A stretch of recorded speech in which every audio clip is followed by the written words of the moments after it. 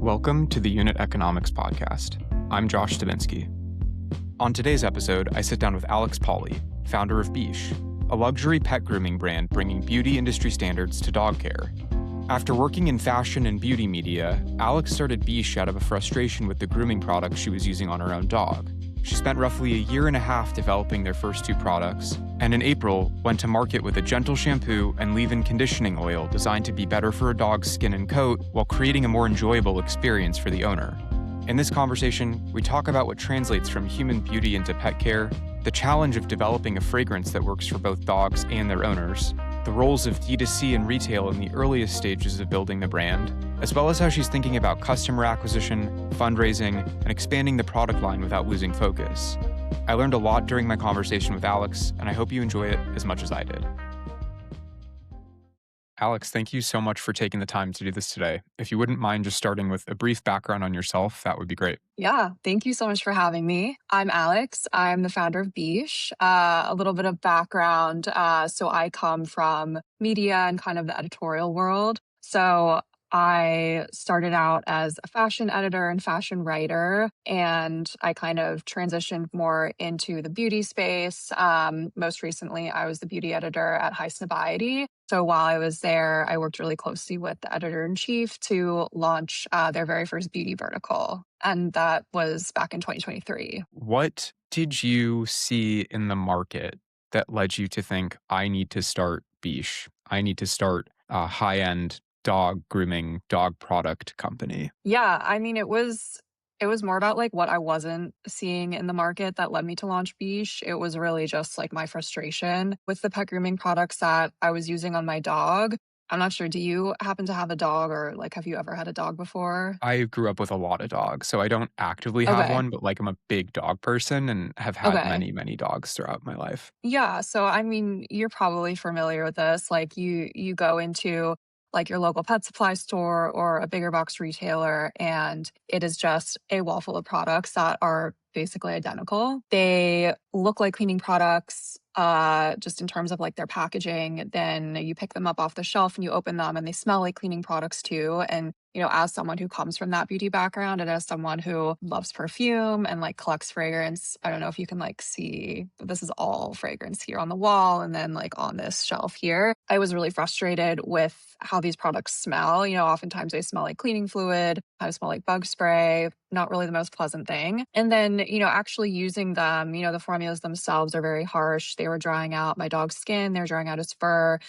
He was often getting like skin flaking, so kind of like dog dandruff. So taking the entire experience into account from, discovery, shopping to like the actual use of these products, it was just a really lackluster experience. Before we get into the earliest days of formulation and what it actually took to get this off the ground, I'm interested to hear a bit about how your background may or may not have informed or helped build what you're building. More specifically, what from the human beauty world translated cleanly into dog grooming and what didn't? Yeah, I mean, I think if you really think about it, there's really not that much of a difference between like your own personal beauty routine or your own self-care routine and your dog's grooming routine. Like obviously on a practical level, brushing your teeth, etc., is preventative care.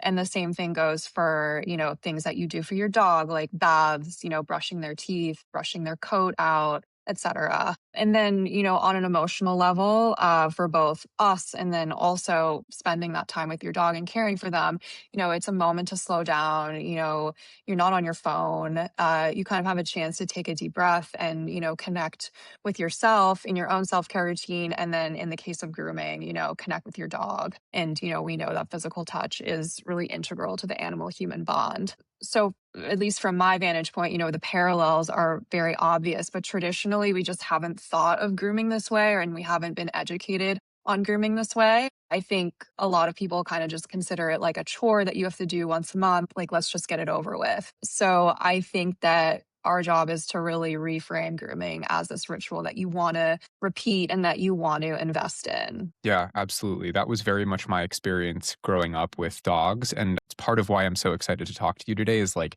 the idea of reframing that experience is really fascinating to me. So you decided to launch with two products. For listeners who might not be aware of what those products are, do you mind just giving a quick rundown of what you went to market with? Yes, actually, I have them next to me. So this is the Cloud Cleanser. It's essentially a really gentle dog shampoo. It's pH balanced specifically for dog skin. So it won't, strip your dog's coat. It won't dry out their skin, cause itchiness, irritation, a lot of the issues that you tend to see with dog shampoos. And then, of course, it is also scented with our signature fragrance, which is used at low levels and, pet friendly. And then this is our Opry oil. It's basically kind of our version of a conditioner, but it doesn't feel like a traditional conditioner. So it's basically a finishing oil that you kind of smooth over your dog's coat after bathing or between baths. It adds moisture, it adds shine, and it also moisturizes the skin. So, if we go back to the earliest days when you thought, okay, I'm going to launch something in this space, did you initially think I'm going to go to market with these two products specifically, or did you have other ideas? How did that all unfold? Yeah, I mean, this is kind of a boring answer, but I always knew that these were the two products that I wanted to go to market with. There were a few moments maybe where I debated, like, should we launch both at once? Should we go to market with just one or the other? But ultimately, I always knew that one, I wanted to do a shampoo because I just had so much trouble finding one that really worked for my dog and that wasn't really stripping and harsh. And two, I kind of wanted an alternative to, a traditional dog conditioner. Not all dogs need conditioner. And obviously, for dogs that don't love being bathed, using a conditioner adds a lot of time to that process. So I wanted to create something that, would provide the benefits of a conditioner while just being easier to apply. So, let's talk a little bit about how you actually developed these products. Did you have any experience with formulating anything at all prior to launching Biche? No, I had zero experience. I kind of like coming from a beauty editor background, I've spoken to founders about, how that works, but no, I've never actually done it myself, so it was a huge learning curve. Yeah, walk me through what that looked like. Where did you turn first? How did you know who to reach out to? What did the formulation process, all the trial and error look like in practice? Yeah, I mean, it was really for me, it was just a matter of reaching out to as many founders that I had connected with during my time as a beauty editor as possible and just kind of like reaching out and saying, hey, this is what I'm doing. I really am not sure where to start. And people were really generous with their time and advice. And it was actually through one of those founders that I connected with that he kind of pointed me in the direction of our current manufacturer. He has experience, a lot of experience in beauty, as well as fragrance and also pet. So he was a really good fit. And he was someone who was willing to like do a lot of, hand holding. Because I'm someone who really wants to like understand how everything works. And with him, he was always willing to like sit down and just explain to me, okay, this is how this works. This is what the lab is going to do, et cetera. So he's been a really great partner. My understanding is also that you brought in a veterinary dermatologist fairly early on in the process. Walk me through what that looked like as well and how things might have changed as a result of bringing in outside help in that way. Yeah, I mean, in terms of actually finding our veterinary advisor, again, it was kind of through pre-existing connections that I had. She was actually someone who had been on a podcast of a fellow like beauty industry person that I'm friendly with. And it was kind of about, her own personal love of beauty as well as her love of animals. So just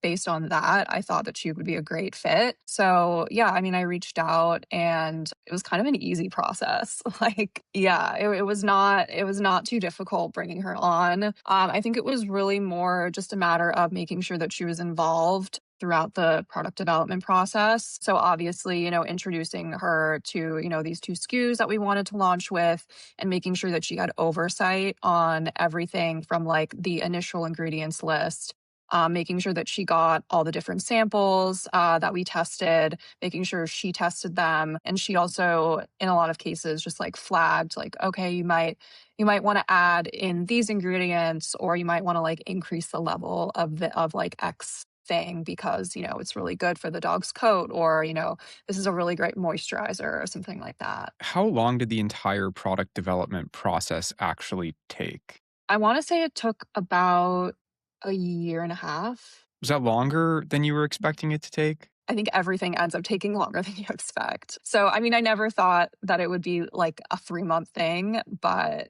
yeah, I think with everything, building this brand and, speaking to other founders as well, there are always delays. Things don't always go as expected. So, yeah.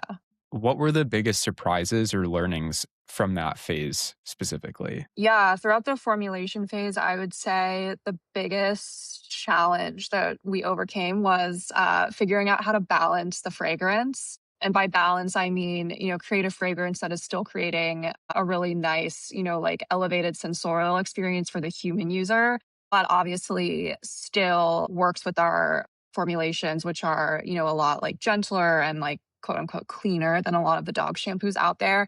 And obviously, we wanted to make sure that it wasn't going to be too overwhelming for the dog. Yeah, what did that look like in practice? Also, for listeners, like this was new to me. I didn't it makes sense now in hindsight. It seems kind of obvious in hindsight, but I'd never really considered the fact that dogs perceive smell completely differently than we do, right? They have an extremely heightened sense of smell, as I knew, but I never really considered that in this context. So maybe walk listeners through how that played a role also. Yeah. So, like you're saying, dogs have a much more sensitive sense of smell than us. So, we had to keep the concentration of fragrance oil a lot lower than you normally would with like a product for humans. So, like for context, like an eau de parfum for me or you, that would contain probably about 15 to 20% fragrance oil.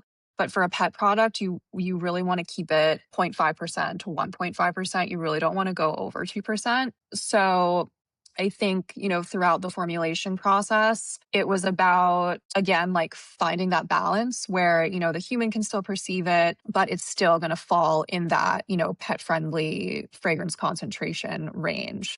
So it did require like a lot of tweaking and a lot of mods from our perfumer and our fragrance developers end to find that happy medium. One thing that I learned was that we were having some issues with the fragrance oil separating from the base, our base shampoo, or the shampoo base rather. And so one thing I learned is that fragrance oil needs like surfactants to grab onto and kind of like combine. And obviously like surfactants can be quite harsh. And because our formulas are a lot gentler, that was kind of where the issue was coming from. So we had to kind of tweak the fragrance and like amp it up a little bit in terms of just like the raw materials to create something that was still going to deliver that scented experience. That's fascinating. Is there any advice that you could have given yourself earlier on in the formulation process that would have made things easier or changed the trajectory of how it all went? Or was it really just like sort of necessary trial and error? I think it was really just necessary trial and error. I mean, hindsight is 2020, so I guess I would have said, give yourself or like expect that this process is going to take longer than you think it will. But yeah, that's the only thing I think. Yeah, no, that makes sense. I'd love to talk about the brand itself. I think that you've built an incredible brand. How are you thinking about positioning in the market? The product positioning makes sense, but the branding could have probably shown up in a bunch of different ways. And so, yeah, I'm just wondering how you were thinking about it from a positioning standpoint to start. I truly think there's like a famine of beauty in the pet grooming space, to quote Andre Leontali. I mean, we've seen so many other categories in pet really like push into this prestige and luxury space. Obviously, the huge example being pet food. But I mean, we also see it with, pet accessories, even pet travel. I mean, I'm sure you're familiar with these like charter airlines like Bark Air that are doing this. So, I mean, I really see pet grooming as just a natural extension of this like premiumization and luxurification of the pet space. So I really wanted to create something that, if you saw it on a shelf, it would kind of subvert your expectations around, what a pet grooming product traditionally looks like. So, coming from a beauty background, it was really all about bringing, beauty industry standards to the world of pet grooming. And I think that, really extends to the aesthetics and the branding and the packaging. If you don't like the way a product looks, you're a lot less likely to continue using it. I mean, for myself, and I think for a lot of pet parents, we just end up kind of shoving the pet grooming products like under the sink or in a closet. So I wanted to create something that, people would actually feel excited about displaying in their home. Obviously, a huge benefit of that is that people are going to be more likely to post about it and share it with their friends rather than just having this entire category just like relegated to like inside of a closet. So that was another consideration for sure. When I think about pet grooming products in general, I feel like a lot of the branding is either very geared more toward like functionality or is very whimsical. And you've, to me, nailed this prestige beauty branding. But I'm wondering what it was like to strike the right balance there, because I feel like there's a point at which if you go too far in that direction, you sort of lose credibility as a grooming product. Does that make sense? Is that like a fair question? Yeah, it's totally fair. I mean, to me, I don't necessarily feel that way though. Like it doesn't make sense to me that, someone would look at a pet product and think it's less credible just because, it looks really great and it feels elegant and luxurious. We don't really do that with other categories, and I think a lot of times it's actually the opposite. So, yeah, I think for us it was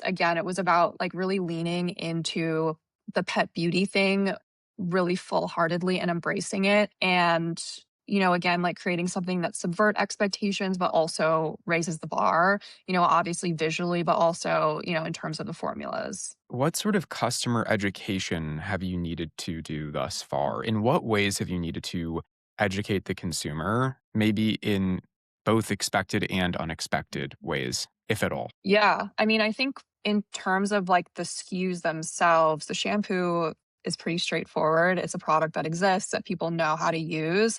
The upright oil has definitely required a little more education just because, it is something that functions as a conditioner, but it's not used. It's not practically used in terms of like, step one, step two, step three. It's not used in the same way as a conditioner. You're not applying it right onto, your dog's wet coat in the bath and then rinsing it off. It's not a rinse off formula.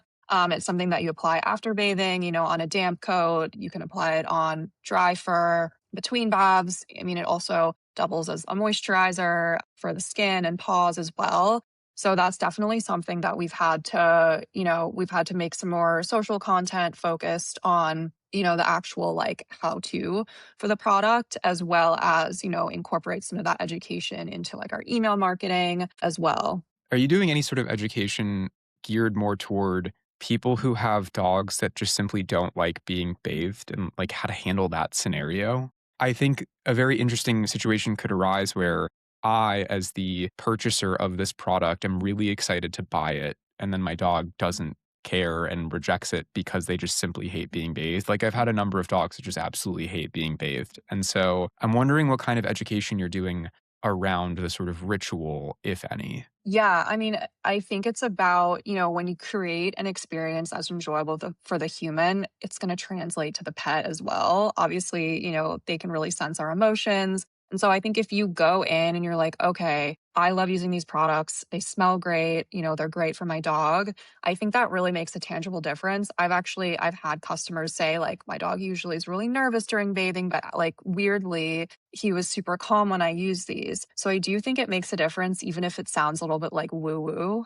I think subliminally it does help. But I mean, on a more practical level, with the oil, it is something that, again, cuts that wash time in half because it's not, something that you need to rinse off. It's something where you can just like apply it and go. So that is definitely something that we're working on more education around. I think, unfortunately, in terms of, bathing a dog, you can't really get around it. There's going to be a point at which they need a bath. So you might as well be using a shampoo that has a high quality formula that looks great in your bathroom and smells good. Talk to me a little bit about how you landed on your price points, because I think that's another really interesting aspect here. Yeah, it was really just about kind of looking at what already exists on the market and kind of figuring out, okay, this is what we're doing better and kind of this is our value add. So for example, Aesop has a dog shampoo and that's priced, I believe, at $48. And in my humble opinion, I think we're offering a lot more than what that shampoo offers. So that's how we landed on the pricing for the cloud cleanser. And then for the oil, it was also about looking at, there's no equivalent for the oil in the pet space. There are obviously a ton of hair oils on the human beauty market. So it's also about looking at, other more prestige, luxury hair oil products for humans and kind of doing a comparison there. Yeah, it's interesting to me, I think, because if there's such a famine in the space, then having those direct price points to compare to, they don't exist, right? So I'm wondering also if you did any sort of user research or consumer research around willingness to pay, or yeah, I don't know, what other additional data you might have collected, if any. We did not collect any data. We didn't, send out any surveys, which maybe in hindsight we should have. But yeah, I think it was really about looking at what's currently on the market, considering our own, unique value propositions, also considering, how long these products are going to last a typical consumer. And then obviously, from a very practical level, just wanting to make sure that we're keeping our margins strong. Yeah, absolutely. So walk me through what it was like to launch. Yeah, so we launched on April 9th. So we've been around for a little over 2 months now. So still very new, still collecting a lot of data around like who our customers are, as well as their like purchasing behavior. But yeah, I mean, launch was a really exciting moment. And I think like a lot of founders end up feeling this way at the same time as also very like anticlimactic. Cause once you get to this moment that you've been spending so much time preparing for and like freaking out about and stressing over, once you get to it, it's kind of like, all right, well, that's done. Like, now what do I do? But no, I mean, launch day was great. We did a wheat pasting campaign throughout Lower Manhattan with our launch campaign, which we also, pushed out on social media. The reaction to that was really positive. I think because, again, like pet grooming products just haven't been marketed this way. For context, our launch campaign was inspired by vintage fragrance advertisements. So we paired male models with dogs. It had kind of like a retro, kind of like nostalgic feel. And I think, yeah, I mean, again, I've never seen a pet grooming brand launch a campaign like this. So I think it was really eye catching, a little bit playful, a little bit tongue in cheek, but still really like luxurious and elevated looking. So I was really proud and happy with the way that it turned out. I'm trying to think of like go back to the day and like think about like what I actually did on that day. Honestly, it was a lot of just like sitting like glued to my phone, looking at all the reactions on social media. Our social media following has more than doubled since launch day, which has been great. So it was a lot of like looking at, oh my gosh, like this person followed us or like XYZ person liked the post or whatever. Obviously, seeing the orders come in was really gratifying. And I, also went out in New York City and, captured some content of, the wheat pasting posters going up. So that was really exciting just seeing it like out in the world. Yeah, congratulations, first of all. I should have mentioned that earlier. Thank you. Did the initial order volume meet or exceed expectations? How did that look? Not specific numbers, obviously, but like, was it in line with what you were expecting? Yeah, I obviously like I've never launched a brand before, so I didn't really know what to expect. I tried to like really temper my expectations going in and I was like, okay, there's a very good chance like we could launch and like one person will buy it. Like I have no idea. I think you see a lot of these like celebrity backed brands launch and they're like, "Oh my gosh, we sold out. We sold like 5,000 units in, an hour." And it's like, okay, that's great, but that just doesn't happen for a lot of brands. So I'm happy with, the sales performance of our launch day and our launch month. I think the challenge, of course, now is just, keeping that momentum going and just continuing to build D2C. Yeah, absolutely. I want to get into D2C, but before we do, I actually want to hear a bit about how you selected the retailers to launch with. So, for listeners who aren't familiar with where they can find your products in the wild, talk to me a little bit about where you can find Biche and why you decided to partner with those that you did decide to partner with. Yeah. So our two biggest retailers right now are Revolve and Moda Operandi. And it was really a positioning move and a trust move, thinking, okay, these are places where people are already going to shop for, luxury fashion, beauty, lifestyle. And Biche, if there's someone who has a dog, it'll be like a natural kind of like add to cart decision.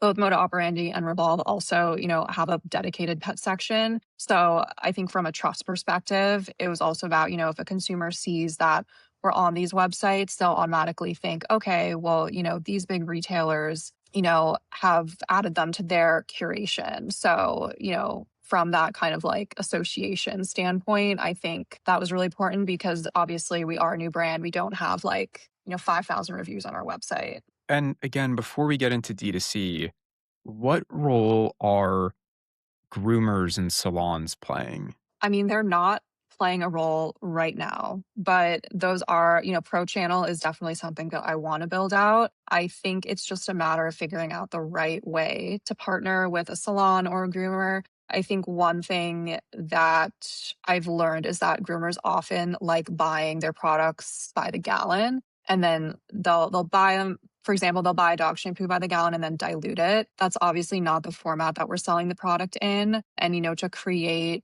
that new SKU would be very costly. So I think it's about figuring out ways to potentially, integrate the product into, the store side of a salon, or, offering the product as kind of like an add-on for a groomer potentially. So I would say, stay tuned. And it is a channel that I want to explore. Yeah, makes sense.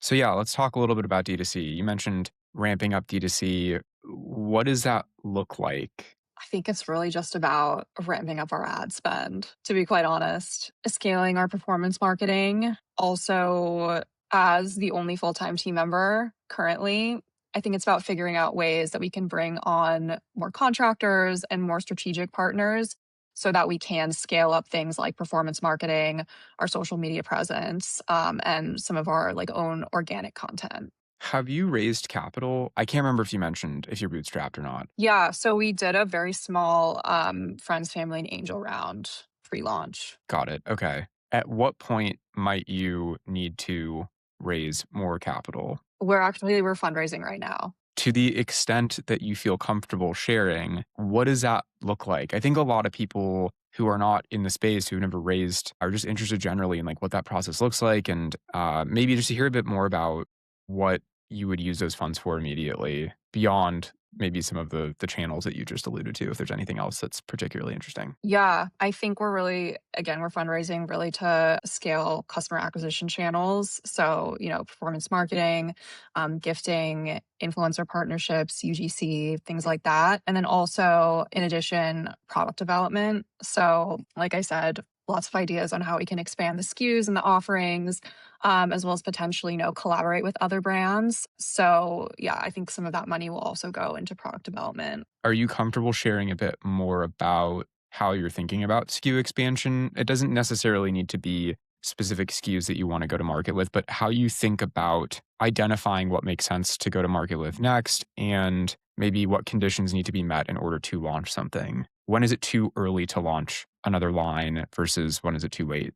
I think it's about figuring out what makes the most sense within our current, like, quote unquote system. So, obviously, our current products fall under coat care and skin care. So, I think at least immediately, it wouldn't make sense for us to pivot to like an entirely new category while we're still trying to build trust in coat and skin. So, I guess at a very like high level, bird's eye view, I would love to expand into things like paw care, nail care, oral care, grooming tools. So like brushes and combs, and even, longer term offer grooming products for new types of animals. So cats as well as horses. But obviously it's going to take a lot of time to get there. So I think we need more time and more data to figure out like what aspects of our products are really resonating with people. And then from there, kind of determining what makes the most sense to invest in as our next SKU. Yeah, it's interesting to me, I guess, because you're operating in such a specific lane and there's so much you could do. There's so much space in front of you. How do you stay disciplined while also pushing in that regard? Like, what does it take to strike the right balance there? Yeah, I think, obviously I want to scale the brand, but it's always been important for me to make sure that I'm doing it in an intentional way, especially because of our positioning. So, I mean, I think it just comes down to making sure everything that we're doing kind of fits into this world that we're building. I don't think that means we can't do anything like unexpected or surprising. I just think it means that everything we do needs to really serve our overarching purpose, which is, we are transforming grooming from a chore into a ritual that is enjoyable for pets as well as humans. What other brands are you drawing inspiration from as you build Biche? Yeah, I think it's a lot of brands really from the beauty world. A few just like solely from like the social media side of things that I really look to for inspiration are like Merit, Crown Affair is another one. Soft services. I think Rhode also, does a great job at, their marketing is just, top tier. Obviously they have a ton of resources. But yeah, I'd be remiss not to shout out Rhode as well. What have been some of the biggest surprises thus far, just very generally? That's a great question. I think seeing the volume of orders that are not coming from New York City and Los Angeles, I think has been a surprise. Yeah, let's talk more about that. So we obviously are getting orders from, those two kind of hotspots, which is what I expected, but we're getting a lot from the South, so like Florida as well as the Carolinas, and then also a lot from Chicago. And then some places like you wouldn't even expect. I'm trying to think of like specific examples, but there are just some where I like look at the city name and like I have no idea like where this is. So what do you do with that information? You get an order, let's say, yeah, you can pick a city as an example, but I'm really interested to hear about what then comes next. Like in terms of what I do with our customer data or Not in terms of like abusing the customer, not in terms of like abuse of customer data and trust. I mean more like, okay, I don't know how nimbly you can react to something like this, but you're seeing a bunch of orders coming in from Chicago. What do you do to capitalize on that? And how do you maybe change your marketing strategy? Or you're seeing a bunch of orders come in from the South. Like, does that change anything around like the type of content you want to put out? I don't know, just generally, like how are you using some of those surprising data points strategically? I think overall, it's not, changing the direction of the brand or, our ethos or our creative direction. But I do think it has made me kind of pay attention to the fact that I think there's a way to keep a brand feeling elevated while still also being relatable. And so I think it's about really leaning into that and making sure that we're not, alienating someone just because they might not live in New York or LA or another major city. Yeah, that's a good lesson. What's something you've changed your mind about since starting Biche? That kind of was something you might have changed your mind about, but if there's anything else, I'd love to hear it. Yeah, I think not necessarily like something that I've changed my mind about, but something that I've come to understand the importance of is, that at a certain point you have to let other people in and kind of give up a little bit of control. I think post launch, the volume of work that I have on my plate has just ramped up exponentially. And I think I'm realizing, I cannot do everything at once well. So, and I think, coming to that realization is really nerve wracking for me, as a type A personality and as someone who's, so passionate about building this brand. But I think I really do need to start, bringing on more contractors and more strategic partners, which, like I mentioned before. So that's really something that I'm focusing on. Yeah, what aspects are you maybe more or less willing to let go of? What types of work are you just going to continue to hold close to yourself versus what are you more comfortable letting other people come in and own? Yeah, I mean, I think I definitely want to remain really involved in our social media content. So I do work with an amazing social media manager, but I'm still like very heavily involved in, ideating the overall strategy and, just the types of content that we're posting. So I think that is something and something that I truly enjoy doing too. So that's definitely something I want to, keep my hands in, if that makes sense, as well as just just the general marketing. So, working on partnerships as well as, maintaining, I guess, oversight on the creative direction of, our future campaigns. Yeah, that makes sense. And then everything else is pretty much fair game, or are there any things that is there anything that you're like, I'm happy to relinquish this? The finance side of things is certainly not, it's not my background. I've never been a big math person, to be quite honest. I started, working with an accounting firm, so that has been extremely helpful. But that said, I do think it's really important. And this is something that I learned that one of my advisors like really drilled into me in the beginning was that you need to like learn how to read a P&L. You need to learn how to like understand your books because if you don't understand that, you're not going to create a successful business.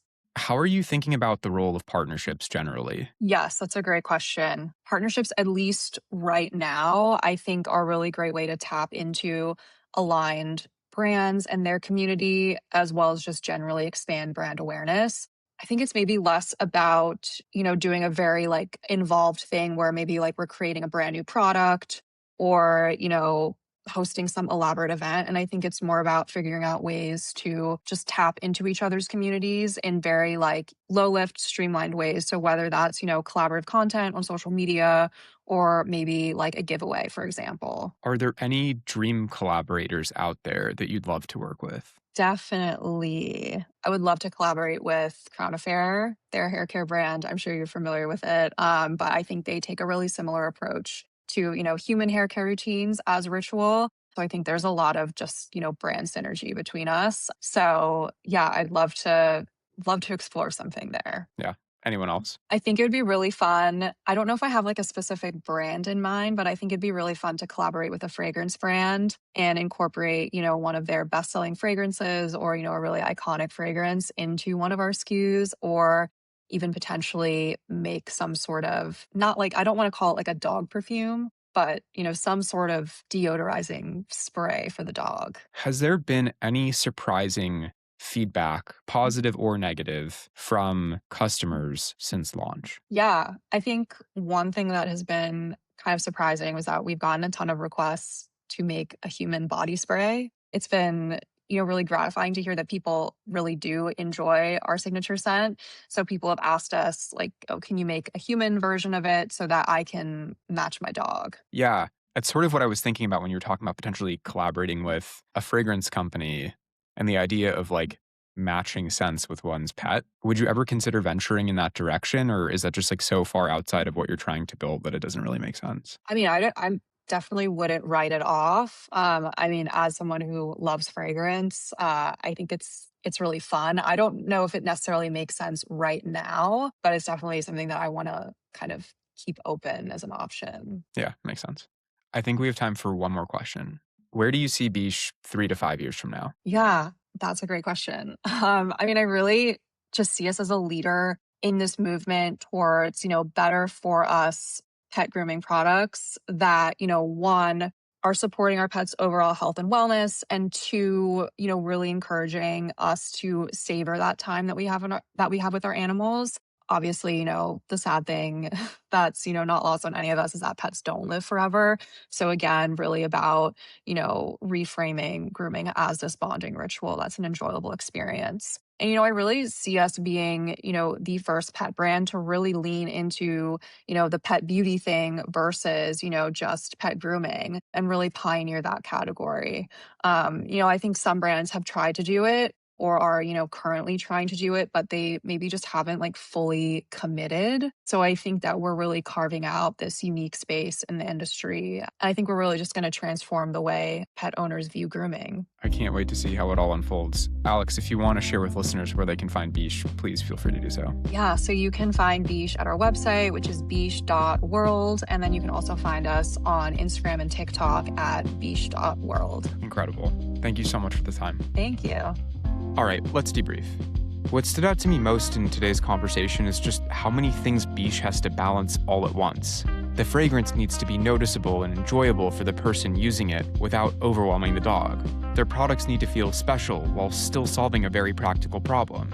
And the brand also has to feel elevated while remaining relatable. And if all of that isn't enough, Alex is also faced with the task of trying to change how people think about pet grooming fundamentally, transforming it from something that they rush through into a ritual that they genuinely value.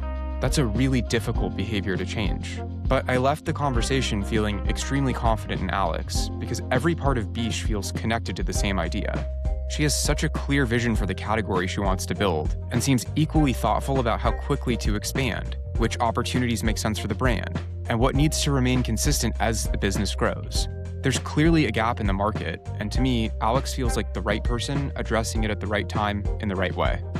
Again, I learned so much during our conversation, and I hope you enjoyed it as much as I did. If you haven't already, make sure to follow and leave a review wherever you get your podcasts. Thanks for listening.